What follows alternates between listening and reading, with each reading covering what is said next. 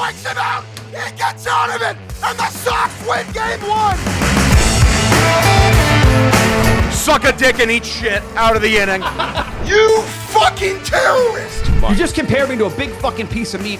78, dude. 80 grand. 78. 80. Like, I want to do a Red Sox podcast. I have somebody to do it with me. This Cutter is King, I think. I think it's a she, actually. Hello and welcome in to episode number 12 of Dirty Water. I'm your host, a dilapidated and sick man, joined today, as always, by one of the greatest men to ever do it, Harry Knuckleman himself, Mike Manansky. Mutt, how you doing, dude? Yeah, I did shave the knuckles a couple months ago. It's going back Huge. a little bit, but it's definitely better than it was. Thank you for playing hurt tonight, and I'm sure we'll get to the game itself, but you're one of the MVPs last week. You and our producer for Soli, who's big time us tonight, I thought were true MVPs, and it was a fucking pleasure to watch you boys roll the streets of San Francisco, party, hobnob, go to the game. It was fun to live vicariously through you guys, and you both kicked ass. So I know the team did not perform the way we wanted him to, but fucking great job in San Fran, dude. Shout out Fasoli, man. He was like just a clip factory, like during the trip. He's just such a wear his heart on the sleeve kind of guy. He's just such a good dude. Such a great vibes guy. Everyone loves fucking Fasoli, dude. Everyone loves him. He's the man. He deserves every ounce of attention and gigantic follower boost he's been getting recently. Sure. Also, as always, we're joined by the Crown Prince of Trolls, KutterIsKing. Cutter, how you feeling, Chief? I'm doing good. Ratioed Cam Schlittler on his first day back on Twitter. That's how you know baseball season started. It doesn't really start until Cam Schlittler gets ratioed by you. Dude, he's begging for it.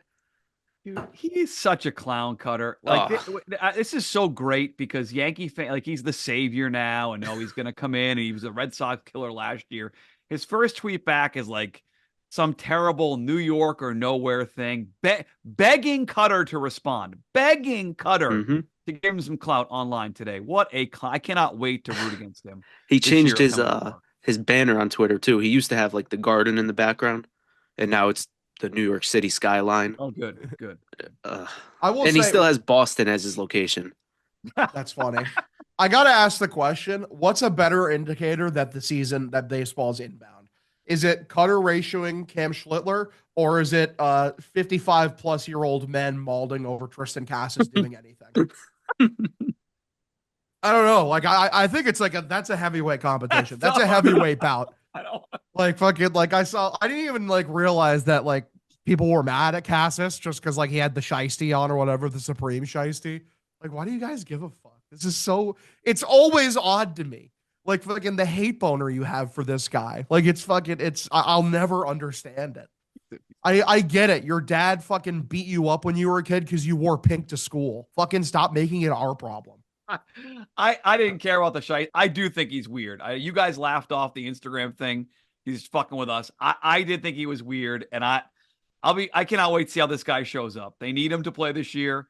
He clearly is going to be a weirdo again. He's going to split time at first base. He is one of the top 5 storylines for me of this team, how he responds to whatever happens this year, because he is a weirdo.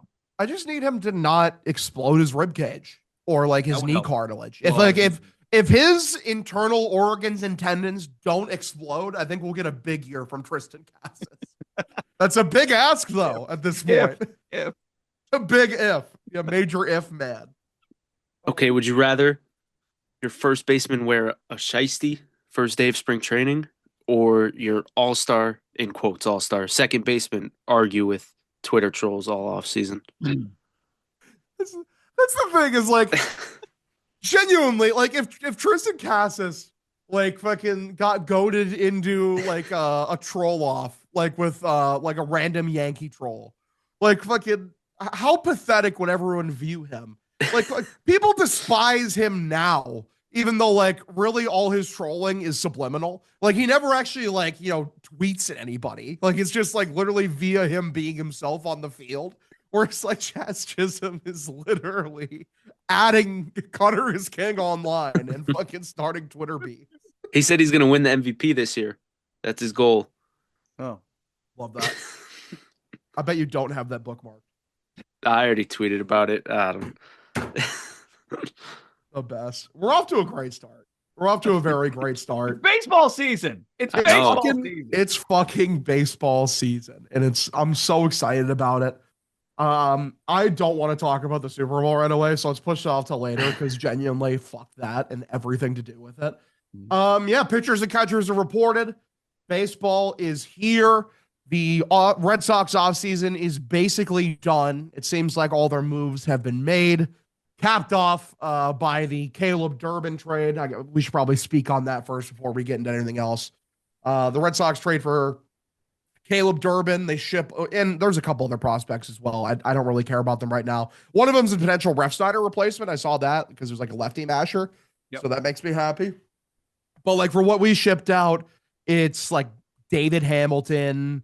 I'm blanking. Who the fuck are the other two? Like it's Kyle Harrison. Yeah. Kyle See you, Harrison. Kyle. Later, Yep. Kyle. Yeah, I think the only piece left of the Devers trade right now is Jose Bayo. I think it's Yep. just him left No, over. it legit is. Yes, that's Yep. the only piece left. Yes.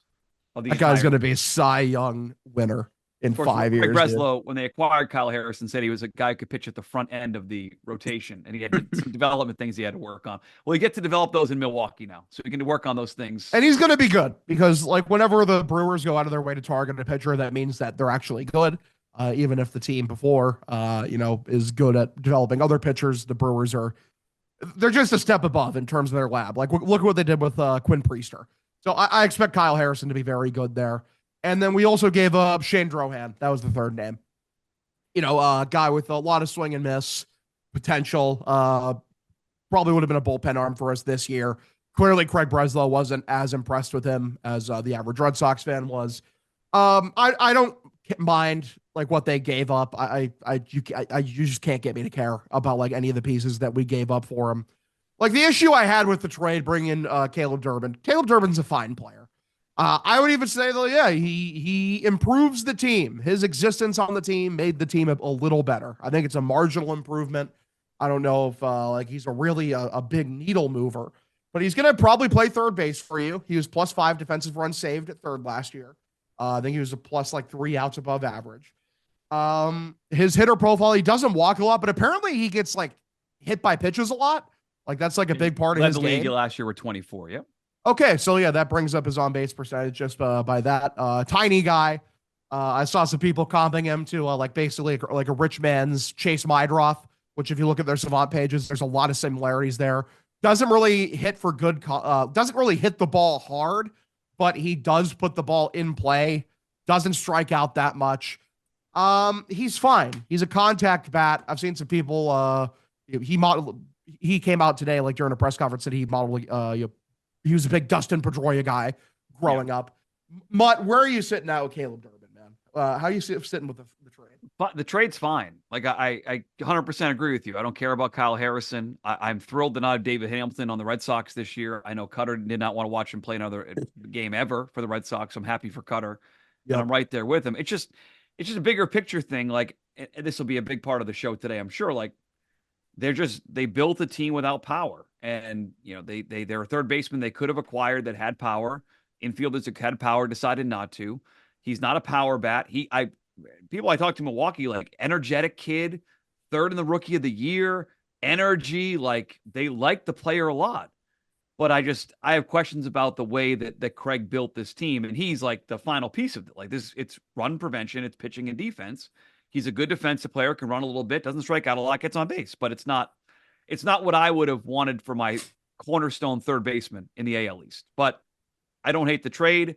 I just hate the plan of what Rez has done with this team. How you feeling, Cutter? When it first happened, I was just laughing because, I mean, what else can you do? You had Bregman and Devers, and you end up with Caleb Durbin, which, like, I'm sure by the time the season rolls around, he'll make like a dive in play or something, and I'll end up loving him, I'm sure. But I'm not like up in arms about it. Like, I'm not all happy about it. I'm not gonna, like, some people were like, because I was a little bit negative about it. People were like, "We won the trade." You were? No. Some people were like, "But Cutter, we won the trade." I was like, I couldn't care less. I'm not going to be happy about this move. It's good. I mean, it makes the team better, but like you said, it's not a needle mover. Who would you guys have preferred if you had the option and similar trades? You had to give up more to have gotten them, but you had traded more to get Isak Paredes or what you did for Caleb Durbin. Probably Paredes for the power. Me too. That's for the power. Probably. I mean, it looked like to get Paredes, though, they'd have to give up either Tolley or Early because they weren't willing to give up Duran in the move. And I agree with that. I think that Duran for Paredes is such a lopsided trade in terms of like talent level coming from either side. Yeah, but like Paredes have been better. Like, yeah, they need to hit for more power. It's funny. That Zips projection came out and like it lit all of Red Sox Twitter on fire. Listen, I do like using it for narrative ball purposes and to make fun of Craig Breslow. I had a good tweet where like I said like fucking the very computers that he worships have spurned him, which is just fucking. I love that. Fucking the AI has gone rebellious. But I will say that some of these like projected home runs on Zips are so fucking preposterous. Like Roman Anthony's not hitting 18 home runs, dude. Be so fucking serious. Wilyer Abreu hit 22 in 110 games. In what universe is he hitting 18 this year? Makes zero sense whatsoever. I could easily see Contreras hitting 20. Taz Duran at 17. I'd see him more like around 15, but whatever. We'll see. I mean, yeah, like they need power. They need to hit for power. Rafael Devers last year finished 6th on the Red Sox in total home runs, despite the fact he played half the entire season. Fucking crazy. Crazy. Again, like the Red Sox game plan to win games is be Guardians Northeast. Like that is the game plan. It's like we're going to be run prevention and hope for good situational hitting. And I don't know if you guys have watched a lot of these Pete Fatsi coached Red Sox teams, like at the plate. They're bad at situational hitting. Like it's one of the most frustrating things to watch year in, year out. So we'll see. I'm intrigued to see it. Obviously, there's still a lot of things to really look forward to with this team.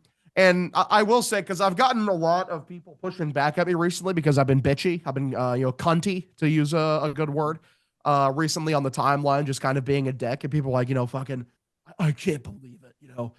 Now you're working for a Barstool. You're fucking hamming up the negativity. You fucking fraud. You don't watch you don't consume my content. You have not been following me for long enough. You don't understand. Go look at my timeline in the immediate aftermath of the Rafael Devers trade.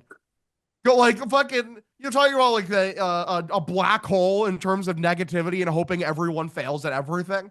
Or even the offseason before that, pre-Garrett Crochet trade. Dude, I was the most insufferable, jaded fucking cunt in the history of planet Earth. And, it's people get like the impression I'm happy-go-lucky. I mean, like, hey, maybe it's because I'm a nice guy. I'm a classy guy, to quote Denny and Tomlinson. But, no, dude, like fucking, I get curmudgeonly sometimes. I'm going to get more optimistic when the season starts because I'm going to give the guys the opportunity to prove me wrong. But like in terms of where we're sitting at right now, like, yeah, I'm underwhelmed. I'm irritated. I guess we can go. I just said I'll just say that my first experience even following you was at some point last year during the year, during one of your streams, you called somebody in the Red Sox a terrorist during the game. I would never do that. The people that are complaining now, I agree, do not watch your content. Like that's what's refreshing about doing this show. I feel like personally, a lot of the Red Sox content now is like way too positive. Like you can like the team and be excited for the team. It's baseball. Roman Anthony's MVP candidate. They're going to win a lot of games this year. You can also point out that the Guardians Northeast have a lot more money than the actual Guardians and decided to approach this a different way and call them on their bullshit. You can like baseball. You can like the Red Sox and criticize the team. You can do all those things. You don't have to kiss their ass on everything they make and say, oh, spring training's here. We're so excited. That's why I like doing the show, because you can have both sides of it. And if people are complaining about your negativity, they're idiots. I get like the positivity thing, like a lot of Red Sox fandom being out of reflex positive on most things because of Boston radio existing, one, and then also the bastards of Boston baseball existing. So it's like, well, those guys have the negativity market cornered, so like I need to be positive. That's not true. You can just be a nuanced human individual.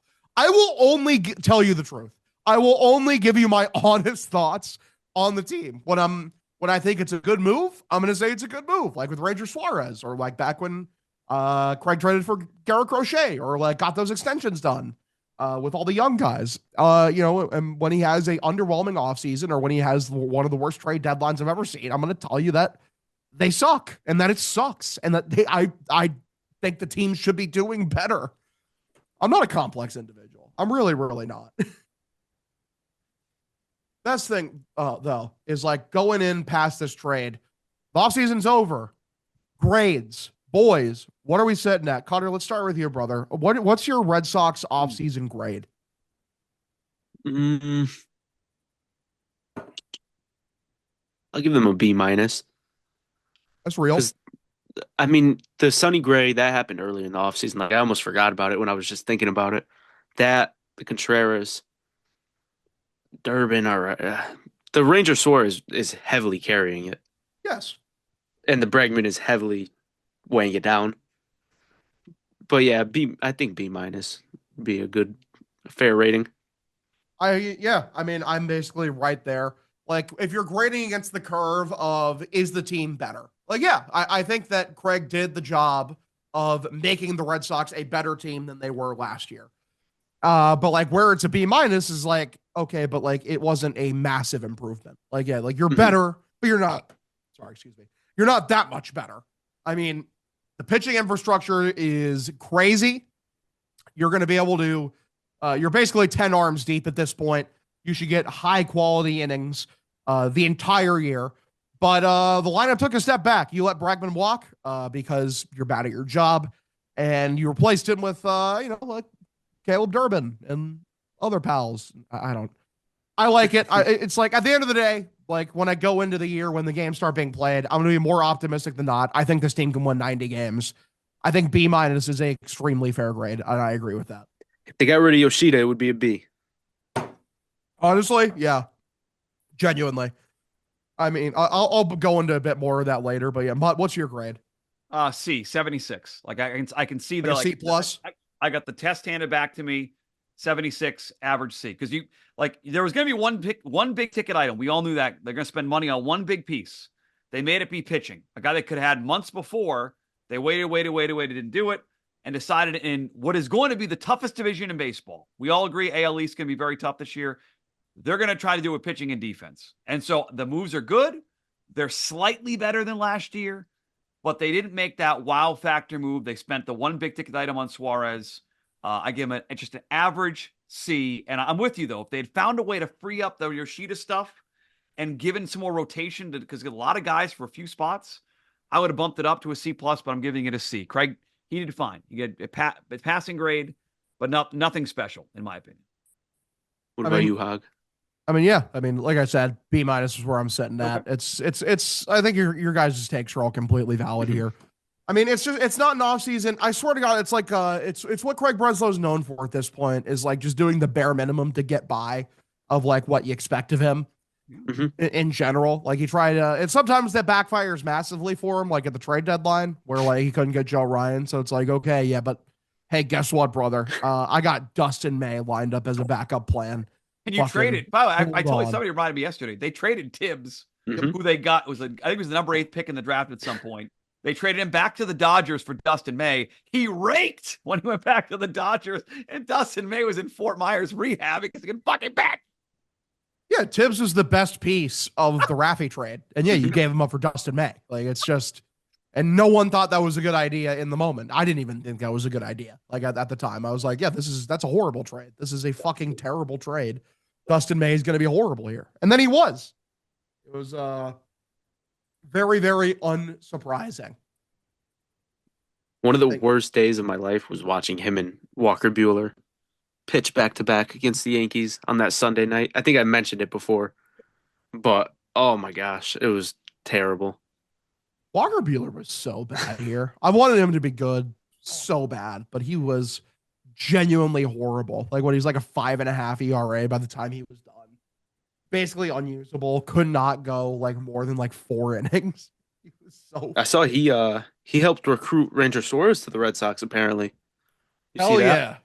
Thank you, Walker. Or because he was a Philly there for a hot minute. Yeah. Told him that Andrew Bailey's a cool guy or something. Okay, I love that. I mean, yeah, hey, maybe the signing was worth it then. Maybe the fucking signing was worth it. I mean, So like we're sitting here with this Red Sox lineup, and it's interesting because like I want to know like where like what's the lineup going to look like at this point? I think Roman is obviously to this point your leadoff hitter still. Mhm. I mean, that's what they went with last year, and he was unbelievable at it. Who's your two hitter? I feel like for me, like the easy answer is just go Wilson Contreras because like that's just like I know Alex Cora is the type of guy where he's probably going to throw Contreras in the 4-hole. That's not what Cora. Yeah, Cora suggested somebody else deserves and has earned a spot at the top of the lineup. That's Trevor Story. Shut the fuck up. Shut the fuck up. Shut the fuck up. Not you, Mutt. Like it's not your fault. You're just the messenger. Fuck me. You're just the messenger. But that reminds me of like the ride home from fucking the Super Bowl on the bus. Because I said something and Jerry Thornton was like fucking, it's like, I hate you for telling me that. I'm like, Jerry, I'm just the messenger. He said, you know what they used to do to the messengers in ancient Rome? I'm like, you want me strung up on a cross and fucking crucified? Jesus Christ, Jerry. What the fuck, man? Is he that old? He was alive in those ancient times? Is that true? Confirmed? I love Jerry so much. Like, yeah, like that's upsetting. That's such an upsetting thing that you just said there, Mutt. Like the fucking like Trevor Story has earned a spot at the top of the lineup. No, he fucking hasn't. Like, what are you talking about? I'd rather watch Caleb Durbin bat second. I genuinely would rather see Caleb Durbin hitting the fucking 2-hole before Trevor Story. Like, I'm sorry, dude. Looking at his batted ball metrics last year, like they're shit.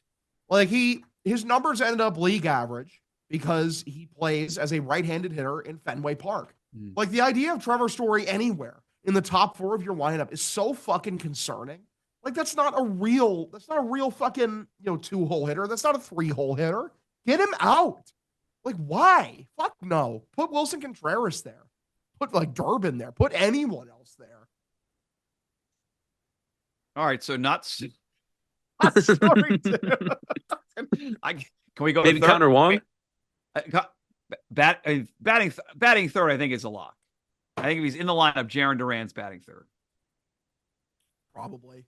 Because yeah, probably. Because the thing is, because like Cora likes to break up the righties and the lefties. So it's going to be a righty in that 2-hole.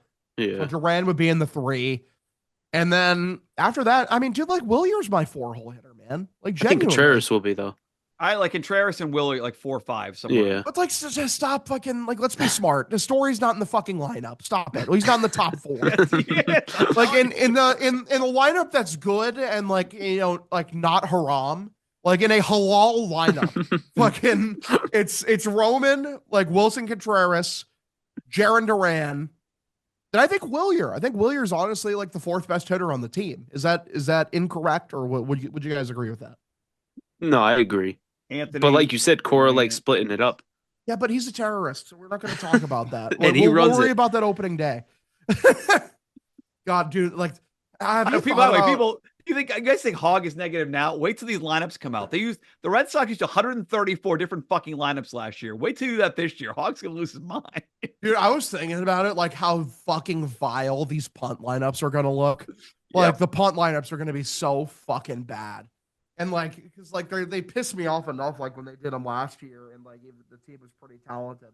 Like Yoshida's still on the team, man. Why is Yoshida still on the fucking team? Like why? I don't understand. Why is Yoshida still on the Roman team? Anthony is your batting lead off. Yes. Who do you want Contreras second? Yes. Duran third. Yep. Willier fourth. Yeah. Caleb Durbin 5. He's like the fuck. I'm Story 5, I guess. Here's your okay. Here are your options after that. Okay, you have Durbin as an option. You have whoever's playing second that day. You have Narvaez. Well, if Romy's in the lineup, I'm putting Romy 5 for sure. Romy's earned a 5-hole spot. He's really good, especially against lefties. I don't mind that, but it's like Caleb Durbin to me, like fucking, like that's a 7, 8, or 9 hitter, right? Like I feel like. Should be. Sadon's going to be in your 9. Like that's pencil him in, without a doubt. Don't even think about it. And isn't Narvaez your 8? Like, isn't that? Yes. So Durbin's my 7. There you go. And then like whoever's in the other platoon there is my 6. Oh, wait, Trevor Story in that lineup. Yeah. Well, Story's like in the 5, I think. So Myers or 5 or 6. Okay. So Durbin Durbin and Yeah, it depends on who's on. Is it Meyer? Or Yeah. is it, It depends on who's platooning that day. Because like, are they platooning? They're platooning Meyer and Romy, right? Probably. If they're playing Durbin at third, that means Meyer's platooning with Romy at second. This is what gets to something. This is why I give you guys both credit, because you've been talking about Trevor Story moving to second literally since we started this show. We've had only 12 makes episodes. sense. I think all 12 episodes you've talked about moving to second, and I've hammered this point that he doesn't want to do it, or Poor does not want to do it. It's evident to me now the best infield is Story there, Meyer at short, Durbin at third. Like that right now, I just don't think Cora is going to do it. He may do it at some point during the year, but to start the year, I think we're stuck with this. No, I agree. Rotational guys. Because they're dumb. dumb. Right. They're not a smart team. They don't operate in a smart manner. They signed IKF. So I have this on good knowledge, by the way. They signed IKF so that if Story gets hurt, that Meyer doesn't have to play shortstop. That's why they signed him. How fucking, like, the best shortstop on the team is third on the depth chart for that position. They're not smart. They don't run things in an intelligent manner. Well, you know why? Because if he ever went to short, he wouldn't come off of it, and that would be a problem with Story probably, or Cora. So then that's probably why. What the fuck has Story done here? What has he earned? I'm sorry, man. Oh, cool. He's a fine leader. Did he win anything here? No. Like, fucking, has he ever had any, like, let alone like win like a World Series? Have they won a round with him? Fuck no. Like, why are we acquiescing anything for Trevor Story? He's a random veteran. That's what the money's for. Like, fuck, go play second. What are you talking about? You were a -7 defensive run save last year at shortstop. It's just, it really is that simple. He was the worst defender on the team, not named Christian Campbell, by defensive runs saved. Like, it's as simple as that. I have no answer other than Cora defers to veterans, and that you're right, and this is why when he puts these different lineups out, that it's gonna be tough not to criticize him given what he has, and people are gonna make the excuse, so look at what he has. Well, he's the manager. This is what he's paid a lot of money to do. They gave him put a lot of faith in him. I always hate that, like, look what he has. Like, okay, yeah, but like with what he has, he isn't utilizing them properly. So what's the, like, just because like you have less doesn't mean that like you should do less with what you're given. That makes no sense to me. You should always be trying to maximize what you have. I'm sorry, because if the argument against Meyer is like, oh, we're worried he's going to get hurt if he's playing shortstop, why is he on the team? You should have traded him. Because you've given up. You've given up on him. Yeah, like the peak of his value is him as a shortstop prospect. And if you don't believe in him in that position, you should fucking trade him. Why is Ketel Marte not a Red Sox right now? Hey, they need an outfielder, the Diamondbacks. They do Corbin now. Carroll's out. They do now. They do now. Yeah, that's brutal. That injury is so fucking brutal. He's so good, too. Duran fills every quota there. Like, he's super fast. He has questionable political beliefs. Like, he's the perfect Diamondback when you really think about it. If we do need a shortstop, Brendan Rodgers, brand new signing. Oh, I forgot he's on the team. Yeah, he exists. Did you see Minor league contract. It made me think of the Astros did one of those. Thanks for everything, or good luck, Brandon Rodgers. Kick sources, by the way. I had that 3 hours before Catillo. Yeah, well, I should have run with that. I should have stolen that and tried to get some clout. Big that would have been the big Brandon Rodgers deal 3 hours early. Huge for his show. Come on. The best. You gotta love it, man. Shout out to Craig Breslow just making all these signings. You see that he spoke to the media? Craig Breslow. He said Red Sox fans deserve more. I watched the whole thing. I'm a loser. I like the part where he just like wouldn't say that the team is better. Like, this guy. That was like the first question sucks. Too. He sucks so fucking bad. I just like every time I listen to him talk, like I just feel, you know, like that scene in Family Guy where it's like oh, goes into Lois's head and it's just like, I'm a tumor, I'm a tumor, I'm a tumor, I'm a tumor, I'm a tumor, I'm a tumor. Like, yeah, it's like I feel the fucking brain tumor forming in my head every time I hear fucking Craig Breslow speak. And like every sentence is like a 10% chance, like as I listen to it, that I spontaneously die of a brain aneurysm. Because like he's so fucking deeply frustrating to listen to. I think I had a tweet where I said like, who has more charisma, Craig Breslow or a paperclip? And then like 50 people quote tweeted with like the tutorial paperclip from like the Microsoft thing. I'd way better election. That guy's hopping around. He's making good suggestions. Like I respect the paperclip. He tells you how to format shit. Craig Breslow is the baseball version of Sam Kennedy. Like Sam Kennedy's just a sales guy. Breslow's the baseball sales guy. He was asked today, how are they better defensively? And his answer was, we have more versatility. Since when has versatility made you a better defensive team? You lost a Gold Glove third baseman and Alex Bregman. How are you going to be better in the Christian Campbell is versatile on paper. He's bad at every position. Like that's If how anything- fucking that's how If anything, versatile it's he made is. you way worse. You moved your should-be platinum glove center fielder to second base, where he was average, above Dude, average. Sadon is still the opening day second baseman by the roster construction. Like he still is. Yeah. Like fucking like Yoshida's still here. I teased this earlier. Like this is my wider point, like with Yoshida, like where it's been with him. In all pathways to the Boston Red Sox being the best possible team involve him not being here. All of them. Like whether it's a DH rotation calling nobody up, like just who you have right now, rotating Willier, Roman, Jaron, and like whoever else you have in that fourth spot. Me personally, I'd call up fucking Christian Campbell, have him be a left field DH, and then have Duran and Campbell just rotating that DH spot. Or if you're saying like the lack of power, well, Tristan Casas is going to come back from injury and they're going to give him run and he'll be that power bat. Okay, I don't hate that. But again, Yoshida is still on the team. Like Casas is not going to be playing every day first base for you. That's what Wilson Contreras is here for. He's way better at it. He's a great defender. So that means like Casas' spot is DH. DH, and then like maybe he'll go play first a little bit if like Wilson needs a day, Contreras needs a day off. Either way, Yoshida cannot be here. Like his existence is stifling the full potential of this roster, and it mystifies me day in day out as to why he is still here. Doesn't want to pay the freight to get rid of him.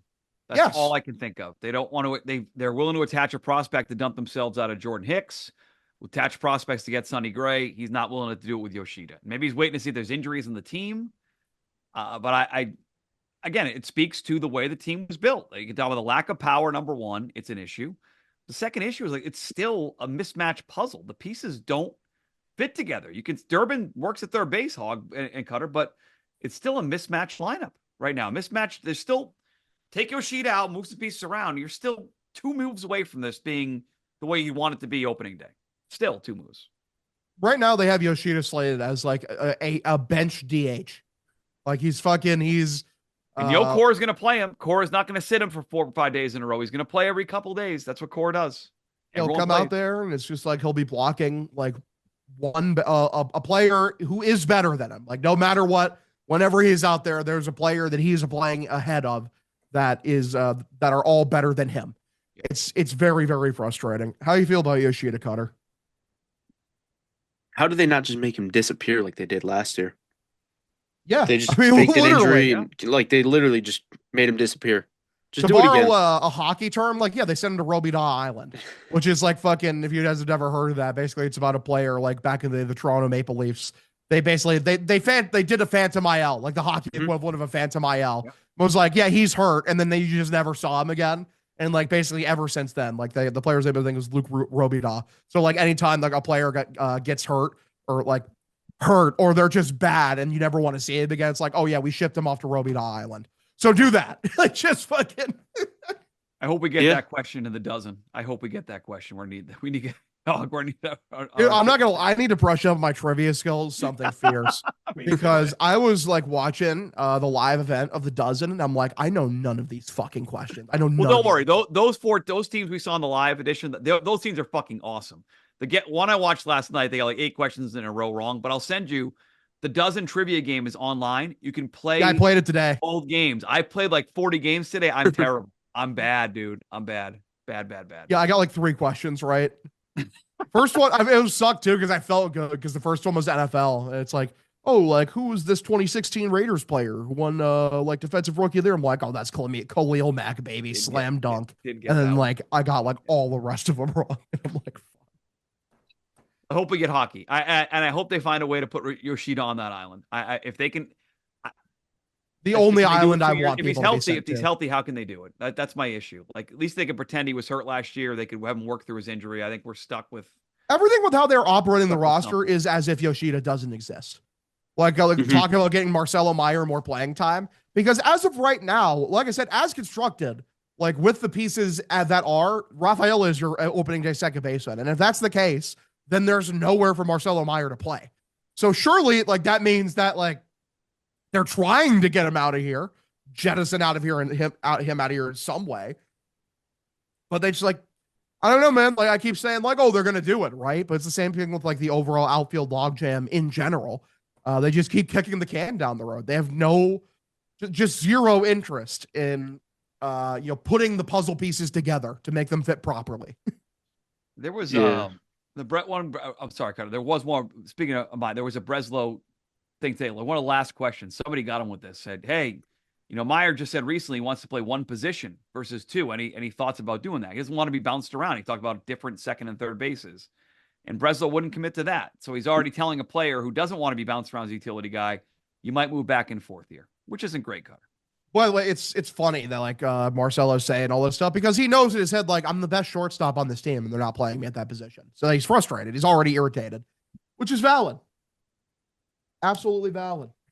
As like, not wishing for injury, but Trevor Story hasn't really been healthy.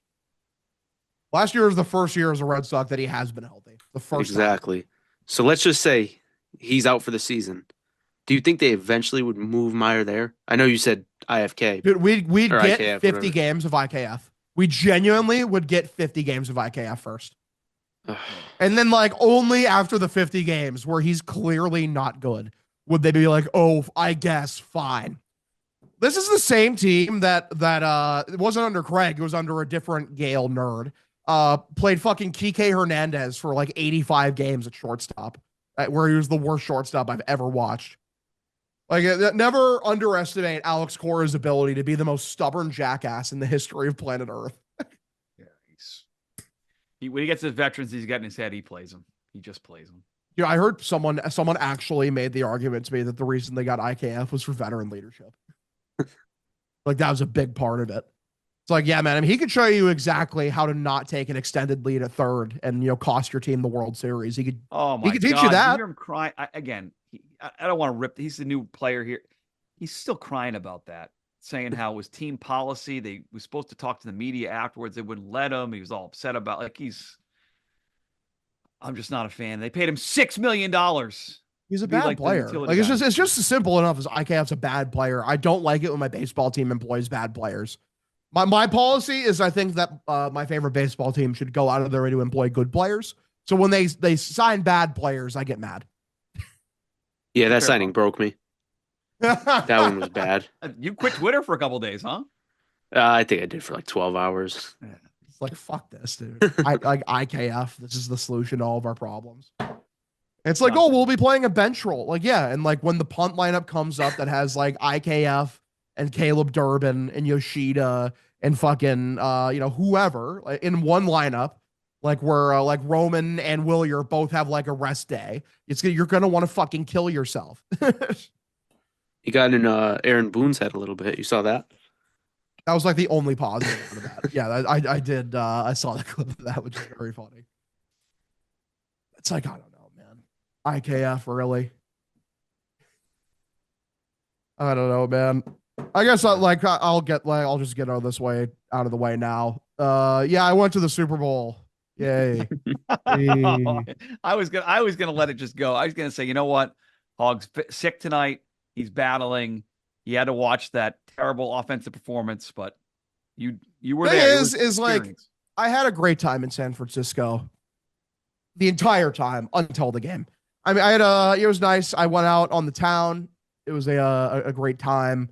Got to know some people better. Shout out Hannah Montoya. She's super nice. Hung out with her. We went out fucking to some bars.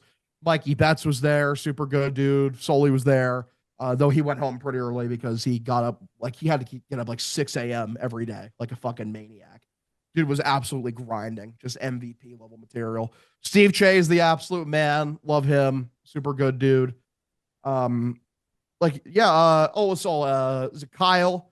He's Ryan Russillo's producer. I got to talk to him a decent amount. He was with me for emotional support when I was going up this gigantic 90-degree incline hill. Oh my God. There's a bar I went to. It's called the Tonga Bar. We made the mistake of walking to it on the first day. We're like, oh, it's only a half a mile walk. It's legitimately, like I said, I'm not exaggerating. It's a 90-degree incline of a hill. And the psychological torture of it is you got up the first hill, there's another hill of the same angle. Like fucking for almost as even longer than the first one. So like he was there supporting me as I was literally fucking dying. Like that episode of SpongeBob where it's like Patrick trying to get out of like Sandy's dome, where he's like fucking like, what kind of place is this? Like fucking just fucking coughing out and dying. It was bad. But I made it, and I sucked down a bunch of Shirley Temples, and I got to a top because I don't drink. You still dance? I saw you. You had some dance moves going there a little bit. Yeah, I got on the dance floor. They were playing some Michael Jackson. It had me feeling inspired. But yeah, I mean, I just I had a good time. Like shout out to everyone there. Can't thank Dave enough for paying. I can only imagine what was the obscene amount of money to get me a sweet ticket and then pay for my hotel the entire week. So shout out to the boss man. Changed my life. I thanked him for changing my life before the game, like just in general. I'm like, hey, yeah, just thank you in general for everything. First time meeting him, huh? First time meeting him in person. Yeah, I mean, I think I shared maybe 30 words with him or maybe 40 total. I mean, I don't know. I can't. In terms of like actual conversations, we didn't have a ton, but like I had a good time talking to him when I did. And then also shout out Dana Beers and just all the Pats fans up there. I had a good talk with Dante. Got to meet Paul Bissonette. That was awesome. Shout out Biz Nasty. Absolute baller. I got to talk with him a little bit about Leafs. Hopefully I can go get some Leafs talk with him in the future. I'm forgetting a bunch of people. My apologies, brethren. I'm sick. But just a bunch of very good people, a bunch of very nice people, very accommodating. I had a great time. And then the game happened. And I hope I never have to think about that game ever again. That was a shameful game by the Patriots offense. I'm very happy I didn't buy any merch for that game, like a Super Bowl 60 jersey, because I would have burned it. Just no exaggeration. I would have burned it. Fuck that game. In 10 years, I hope I get to the point where it's like the Eagles Super Bowl that they lost, where I think about it almost never. And then like when I do, I'm blindingly angry, but usually I'm not thinking about it. But yeah, I had a great time in San Francisco. Thanks again, Dave Portnoy, the big boss man, Presidente himself, for changing my life, for flying me out. You're the fucking man. Thank you so much. You were awesome out there, buddy. You were awesome. I appreciate that. Oh yeah, that was funny. Tom Brady showed up in my suite. What's that? Yeah, Tom Brady showed up in my suite for like a little bit. Yeah, I heard, the video I saw, you just ignored him because you were so locked into the game. Yeah, you should have pressed up on him about not rooting for you guys. No, that's the thing. Is like everyone else was like kind of like fangirling, and in any other situation, I would have too. But yeah, the game was on. I'm there to watch the fucking Super Bowl. I don't care about anyone else. Like Kendall Jenner was in there for a second too, and that's like, I'm not gonna lie, I saw the text, I was just irritated because I'm like, the fucking game's on. I don't care. Like, what do I care about any of these people? Gives a fuck. The Patriots are in the Super Bowl, and I'm at the Super Bowl watching it. There's nothing that can distract me from this. Lock in. It's just too bad that the offensive line was not as locked in as you were. That's my fuck no. Will Campbell, man, he was so fucking bad. I've seen a bunch of former linemen and line people saying his problems are fixable and that he played injured. I hope so. Because he had literally the worst game by a lineman that entire season. He gave up 14 pressures. That is the most given up by any offensive lineman in the league in the 2025 season. And 29 for the playoffs. Most ever for one lineman in the playoffs. 29. Pressures. Yeah, and it makes sense if he was playing on a torn MCL. But yeah, so I hope so. I hope Campbell's better next year. Obviously, I want my players on my team to be good. I'm never rooting against a player. And if you're gonna be honest about the Red Sox, you might as well say Drake May did not play well. He had a tremendous regular season. Could have been the MVP. Yeah. I would have voted for him. I know a couple of us had MVP tickets that did not work out. But he did not play well. The offense didn't play well. And sneaky, Hog. The defense getting gutted by K-Walk was not a good sign. They were so good I'm against sorry, the you're run all allowed year. to. He Jackson gutted Smith and Jigba had 27 yards. He got him. That was the game plan. Yeah. JSN cannot beat you. And he didn't. Didn't. They held him to 27 yards total. If I tell you that for the game, you say they win by 20. Exactly. Like, yeah, Jackson Smith and Jigba won for 27 yards. You think the Patriots won? Obviously. Like, yeah, Kenneth Walker was great. But, like, also, like, early in the game, when the game was in contention, they didn't score touchdowns. No. They bent, they didn't break. Every time they got to the red zone, the Seattle couldn't do shit. Like, the defense is owed 0% of the blame. That was a fucking shameful offensive performance. If the line had held up, if Drake had played better, and like, yeah, like Drake played like a guy with an injured shoulder. He missed some throws, just looked off the entire night. Where I stop with the blame pie is like, how do you blame him when his left tackle literally had the worst game a left tackle has had the entire year? Or like when Jared Wilson was sucking ass. The entire line was bad. Like, was there a lineman that had a standout good performance? Owenu was probably the least noticeable, but I don't even Morgan think he had a Moses great did not game. play well at right tackle either. No, the whole line, every time he stepped up, he had pressure in his face, and you could tell it got to him as the game went on. Like he was seeing ghosts because there was so much pressure. Through the third quarter, like Next Gen Stats said that Drake May on average had 2.6 seconds to throw the ball. I'm sorry, that's not tenable. You're not going to win the game. The only person who could live with that kind of pressure and make throws and make decisions in that amount of time consistently was Tom Brady. It was just him. No one else can do that. I don't know, man. Yeah, it was a bad game. I hope to never think of it again. I got nothing else to say on that front. Brethren, do you have any other Sox thoughts that you want to talk about? It's lingering in your listen, brains? it's been, I don't want to, there's some positives here. Okay. There are some, we tend to get negative on this podcast, which I like. I'm all for that, but some positives. Garrett Crochet is your number one pitcher. One of the best 2 or 3 pitchers in all of baseball. Roman Anthony showed up to spring training jacked. And there was didn't he have like 20 pounds of muscle or some video shit? of him. And before he told the media that, there's a video of him running around. My friend Rob Bradford got a video of him running before he did the Baseball Isn't Boring podcast. You can just tell. Cutter, he's beefy. He put some weight on, had some creatine, had some protein shakes, did some push-ups. He looked good. I'm not going to lie. Roman Anthony looked good, and he is going to. I'm just saying, there's some positives here. Okay, Crochet. Was he cortisol spiking? What is that? Did he Framemog? I don't fucking know. No, shut the fuck up. I don't mute things on Twitter. Was there an ASU frat leader there? Mogging and clavicle. What's that? Was there an ASU frat leader there? What is? Was he Jester gooning? I don't want to know. Jester gooning is the dumbest one. Like, what is it? What's it they're called? making shit up. Like, you're Jester gooning. Goons up, man. What is it? Jester gooning. Okay, what is that? I don't know. Okay, you know what a jester is. Nope. Like in the medieval time, like the clown that. Oh was, yeah, like a clown. jester. Like I thought it meant something else. Yes, I know what an actual jester is. Yeah. So a jester, they call that like anyone that's like just a loser. Oh, it's a attention-seeking behavior in an attempt to impress foids. Which foids is that just the shorter version of femoids? Which is just the shorter version of like women, females? Yeah, pretty much. And then gooning is gooning is that's a long story. It's coming. It's edging. Like jerking off, yes. It's edging over and over again until you reach a flow state. Let's hope my son skips past this. I'm sorry, like this. I read this this tweet and like I just was like I didn't realize I was this out of touch because like I try to do a good job of keeping up on modern slang, mostly because usually it's really funny. So like I just like whipping it out of nowhere. Yeah, glazing is funny. Like I get glazing. Glazing I like is the word good. glazing. But that's like a year old now. I'm just getting to it. Yeah, I'm reading this here. Clavicular was mid-gesture gooning when a group of foids came in and spiked his cortisol levels. Is ignoring the foils while munting and mogging moids more useful than SMP Chad fishing in the club? If I knew what that meant, I might laugh. You might as well speak in fucking Spanish right there. I know what 75% of that means. But honestly, I've heard munting, but what does that actually mean? 1 second, munting. That's such a good word. Like that's funny. Bunting? Like munting. Munting. Like mounting? It's a real word. What does munting mean, Cutter? That one I'm not sure. What? Okay, there's no way this is the actual word. The slang must be different.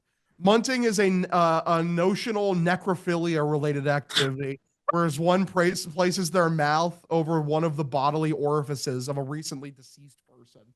There is no fucking way that is how they're using munting. There's not a fucking chance. Wait, let's say. Let me. This is like translating to a different language. Mac, if Mac is paying it, I'm sure Mac's doing something else, but if Mac knows what this means, someone.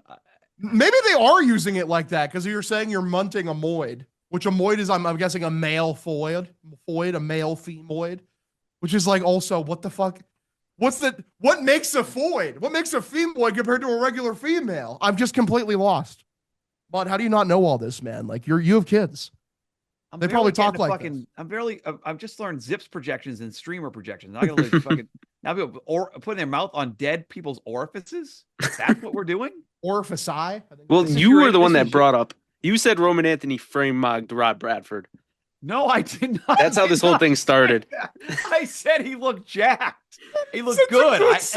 As a fellow adult male, I can point out another male looks good. Roman Anthony want to tweet good. that now. I want to find the picture and just say fucking Roman Anthony frame-mogged Rod Bradford. What is frame hogging? Well, I know mogged. Mogged basically just means like you're making a person look inferior to you. So frame mogging is like if you're in a picture with someone and like it's basically just mogging someone in a picture. Like you look better than them in a picture. His frame mogged him. Yeah, you said he was jacked, so he was more jacked than Bradford. Well, like because that doesn't work. Okay, so now that I know what it is, technically I got to back up. It doesn't work, Cutter, because it was just a video of him jogging. It wasn't with Bradford. He was jogging on the field, and he looked good. Was he jester gooning though, or shut the fuck up?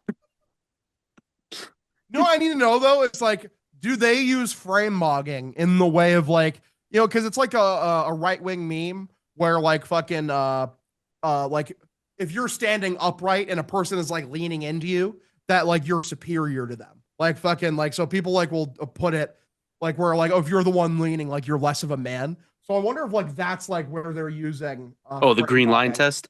Yes, there you go. That's green line test. Yeah. Jack Mac. Dude, shout out Jack. I just sent the frame mog in the group chat. We love Jack Mac. Jack Mac explains. He did. I saw him talk about this with Una in the office, and you know what? I just rolled my eyes. I had no fucking clue what they're talking about. I just scroll right by. Clavicular. What? This conversation's making me so happy. You sound like you're feeling better. I like this. If it's making you happy, I feel happy. I don't know. I tweeted that Game 7 of the World Series frame mogged the Super Bowl. Love that. I just. So the guy in the red is embarrassing the guy in the black. So he's okay. And the guy in the black is he's supposed to be the ultimate Chad. The ASU fucking frat leader. This mythical being. He's Jack, but he looks like a fake Jack. Like the ASU frat guy. He's too boxy. Yeah, his cortisol spiked for sure. Yeah, he's on something. What's that even? He's on something. Frame mogging. Shit. Frame mogging, man. Oh, he got brutally frame mogged again. He ran into him again. Another frame mogging. Instead of second plane has hit the tower. Oh yeah, a second frame mog has hit the tower. Oh my god. Someone said the mogging appears to have been premeditated. Don't spike your cortisol. What? Premeditated mogging going on here, man. Oh my god. If Mac has listened to any of this, like he just probably wants to fucking kill himself. Like he's just slamming his head to his fucking keyboard over and over again. I hope that's how everyone's reacted. It's just making me so happy though, because it's so stupid. We needed that after you got so down about the Super Bowl. You visibly depressed. I think you start crying on the show. So I'm glad we. Didn't pull it Fasoli. Which, by the way, anyone who shames Fasoli for crying about like the team or whatever, fuck you, die. Fuck you. KFC. Genuinely, it's one person did that. Caring KFC. is good. KFC. Caring is good. You should care about things. Fuck you. I always hate like fucking like, oh, it's so corny. Fuck you, man. To live is to care. To fucking be passionate about things. It's cool to be passionate about things. fucking. I'm sorry. Like, we are past the era. We're moving past the era of stoicism. Like, I'm sorry. People, self-declared stoics are the biggest losers you've ever met in your entire lives. The only people worse than them are people who are like, yes, I love Ayn Rand. Dude, I love Atlas Shrugged. Shut the fuck up. No one cares. Holy fuck, you're the biggest loser I've ever talked to. What?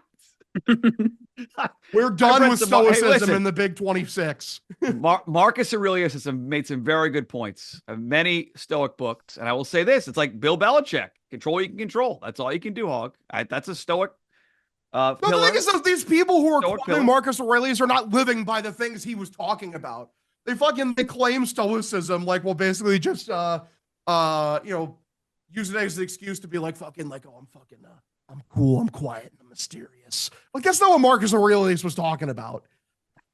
I also don't, in this case, I don't think it was KFC being stoic. He's a jealous asshole Jets fan. Like, his team's never won anything. I wasn't specifically talking about KFC. I just yes, mean like everyone. Shut the. Yes, okay. We talked about him before the show. Yes, you were talking about him because no, but like in this situation, when I was pulling from is people clouding up, like, for people who fucking, it's the crowd of people who just think it's you're a loser for showing any emotions whatsoever. Oh, I don't think I think that was a very small group, but it was led by a Jet fan who's very upset. It's big enough. It's big enough. But yeah, fuck KFC too. Just call him a chud. I've never let's actually move met on. him, but you know.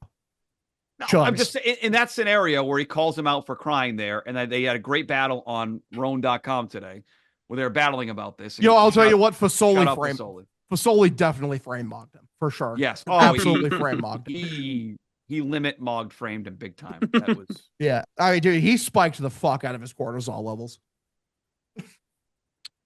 Yeah, I couldn't have said it better myself. I'm fighting for Fasoli every time. I love him, man. Ridiculous. Care about things, man. Always care about things, dude. It's what makes life worth living. Do you guys have anything? Passions. Passions. Find the things you care about, dude. I'm telling you, it's worth it. Don't jester, Max. Don't shut up. Definitely don't. You're spiking your cortisol. Come on. Definitely don't jester goon. Like, jester gooning is when you've taken it too far. Is there anything else you guys want to touch upon? Idiots. Three idiots on a podcast. Let's see. I'm so sorry. I feel so bad for you, Mutt, because now one of me or Cutter for like the rest of the time is gonna use like one of those like hieroglyphs of words just to fuck with you.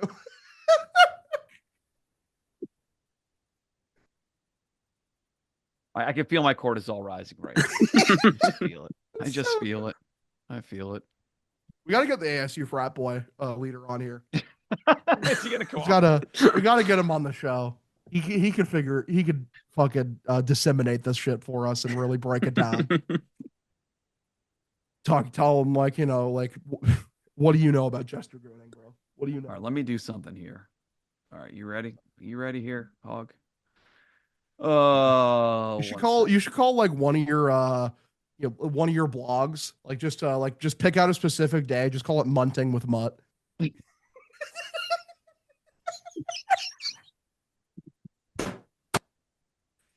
That would be awesome. That would be so good.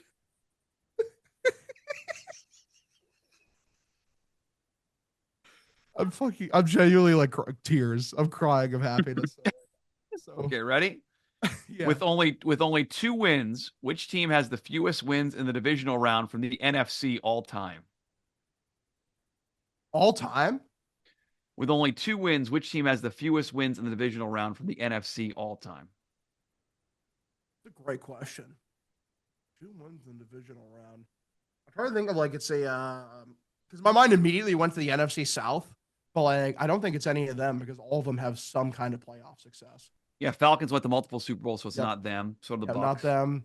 Like the Panthers have gone to a Super Bowl. What about the Lions? Lions never won anything.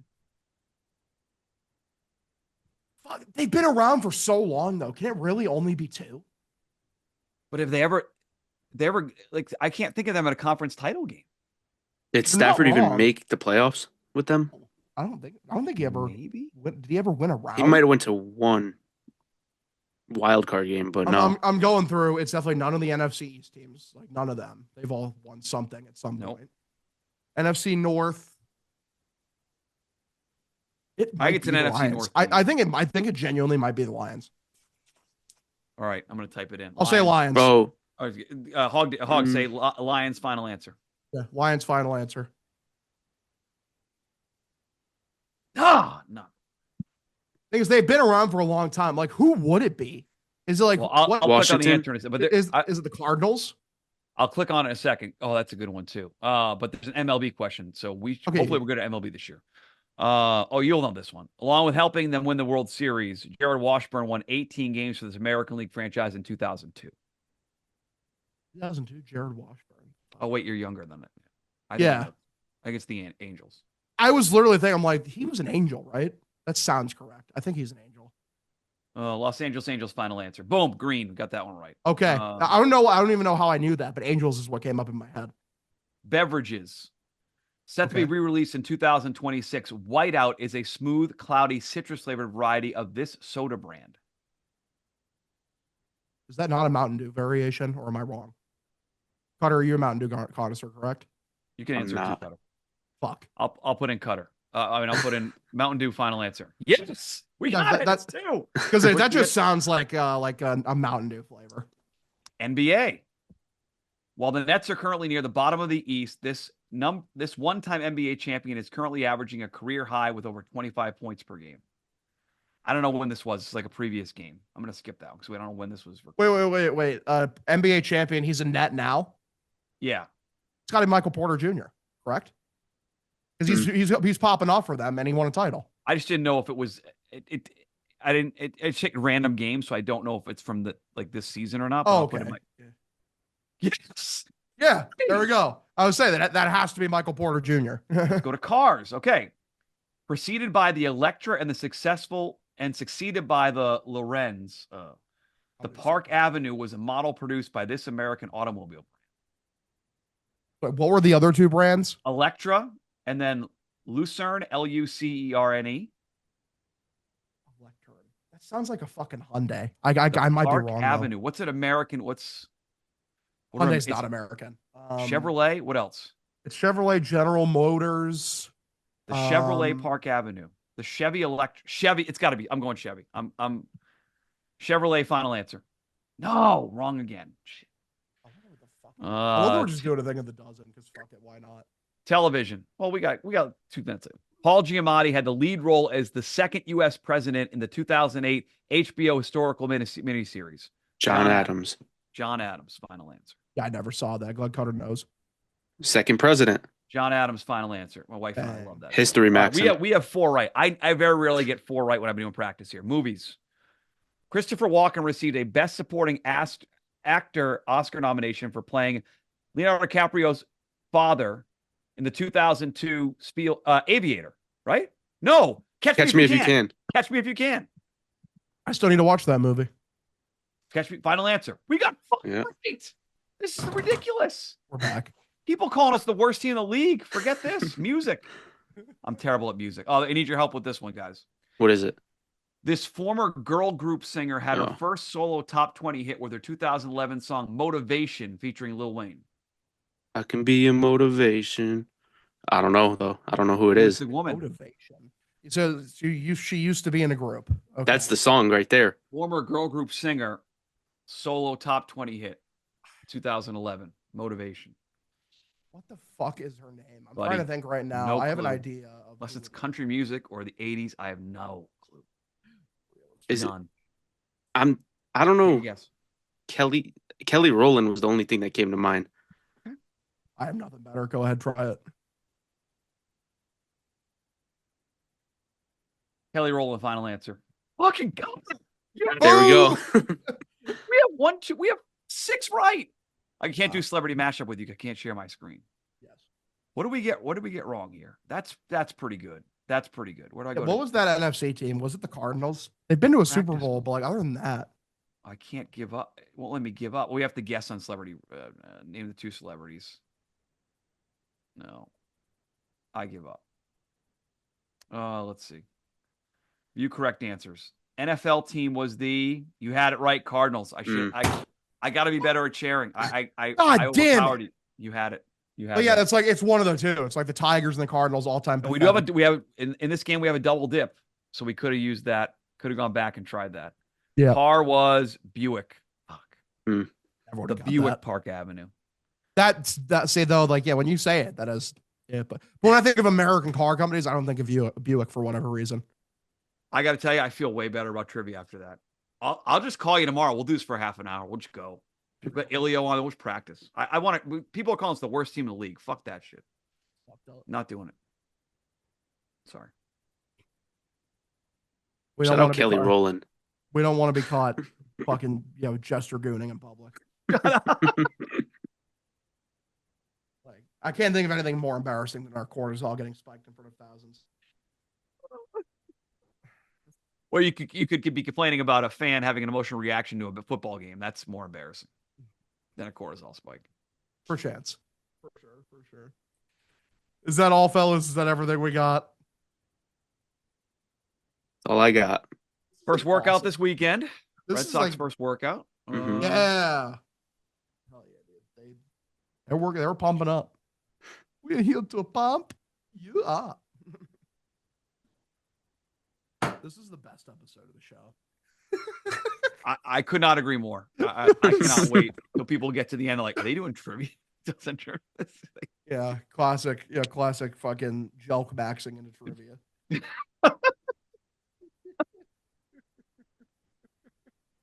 All right, boys, we're getting the fuck out of here. I'm gonna go sleep. Hey, feel better, I'm Hog. sick. Great job last Yeah, week. feel better. Feel I better. appreciate y'all, fellas. Everyone have yourselves a fantastic evening. Go Sox! Getting the fuck out of here. Baseball season's upon us. Let's go. Fire!